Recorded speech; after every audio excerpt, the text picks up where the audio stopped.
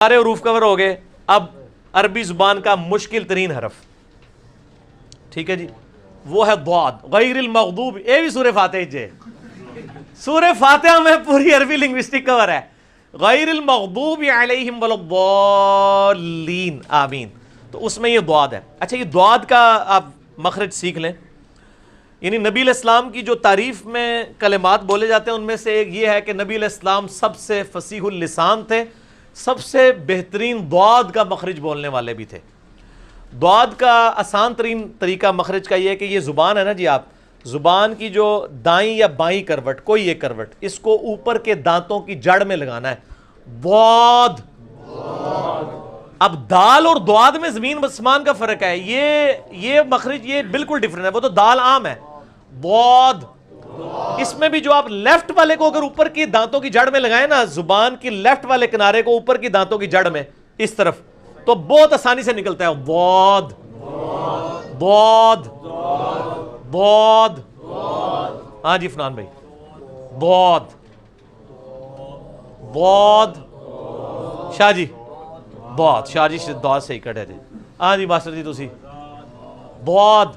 اچھا، اس کو ضاد نہیں پڑھنا، وہ ضاد جو پڑھتے ہیں وہ یہ والا لفظ پڑھ دیتے ہیں، وہ پڑھ دیتے ہیں. یہ ضاد کا فتنہ جو ہے نا وہ ہمارے ملک کے اندر آیا ہے فارسی کی وجہ سے، چونکہ فارسی میں ضاد پڑھا جاتا ہے. چونکہ فارسی میں، اردو میں بھی ہم ضاد ہی پڑھتے ہیں، لیکن عربی میں یہ لفظ ہے ضاد. آپ جتنے عربی قاری ہیں ان کو سنیں. پچھلی صدی میں سب سے بڑے جو عربی کے قاری ہیں وہ عبد الباسط عبد الصمد رحمہ اللہ تعالی مصر کے تھے.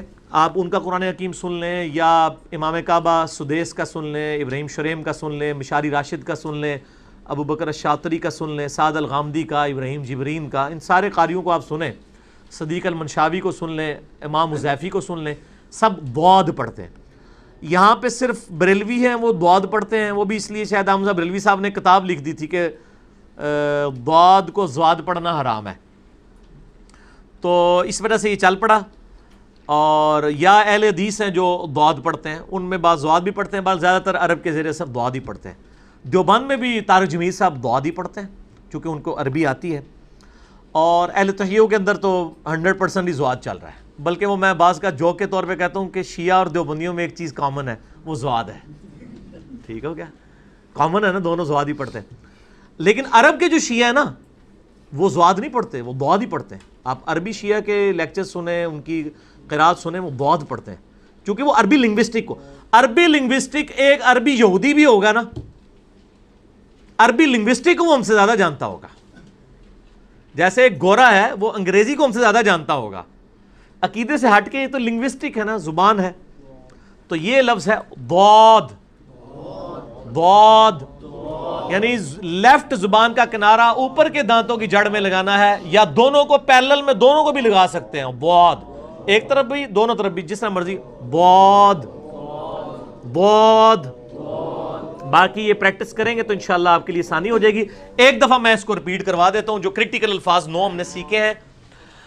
یہ زبان کے کنارے کو اوپر کے دانتوں کے کنارے کے ساتھ لگانا ہے، زبان کے کنارے کو. تو یہ 3 الفاظ نکلیں گے، ثا، ذال، وا. وسط حلق سے نکلے گا حا، عین. سین کو موٹا کریں گے تو سین، صاد. ٹھیک ہو گیا جی. اور تا کو موٹا کریں گے تو تو، تو، قاف. اس کے بعد ضاد. تو یہ 9 حروف ہیں جو ہم نے سیکھنے تھے. باقی 20 حروف ہمیں